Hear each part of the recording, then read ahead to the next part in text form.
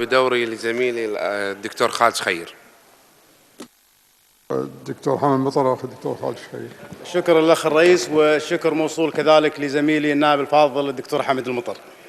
الأخ الرئيس، في اللجنة التعليمية لدينا موضوعين مهمين جدا، موضوع ال50 طالب وموضوع طلبة العلمي والأدبي. بكل أسف الأخ الرئيس، الإخوان في التعليم العالي يتجاهلون توصيات الأخوة في اللجنة التعليمية. قدمنا توصية بالإجماع على إلغاء قرار ال50، وقلنا حق الإخوان في اللجنة في وكيل التعليم العالي والأخوة في وزارة التعليم العالي، إذا كان هناك مبررات علمية منطقية احنا ندعمكم في قراركم، لكن للأسف لم نجد أي قرار.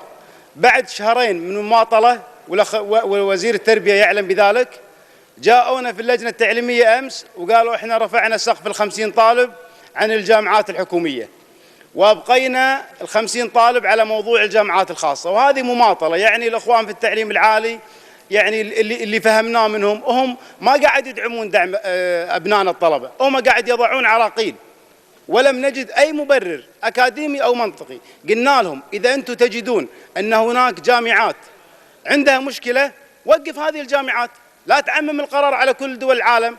احنا اليوم مطلوب منا ندعم أبنائنا. القضية الأخرى الأخ الرئيس فيما يخص استكمال طلبة الأدبي والعلمي، قعدنا مع الإخوان في التعليم العالي والتطبيقي، والأخ وزير التربية شكل لجنة مشتركة من التعليم العالي ومن التطبيقي لبحث هذا الموضوع. تفاجأنا الأخ الرئيس أن اللجنة المشتركة اللي شكلها وزير التربية رفعت تقرير، وهو التقرير الثالث.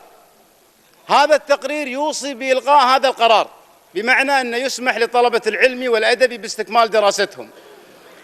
بعد ذلك يعني احنا هناك شبهات تدور على التقرير الرابع اللي تم رفعه لوزير التربية بلجنة لم تكن مكتملة النصاب.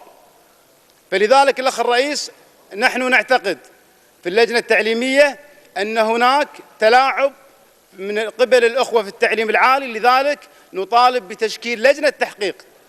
احنا 3 شهور تقريبا في المجلس، الأخ الوزير قاعد يعطي تعليمات وقاعد يوعدنا بإلغاء قرار 50 طالب وإلغاء قرار الأدبي والعلمي. نتفاجأ في الأخوة في التعليم العالي قاعد يماطلون، وهذا الأمر الأخ الرئيس قاعد يأثر على أبنائنا الطلبة.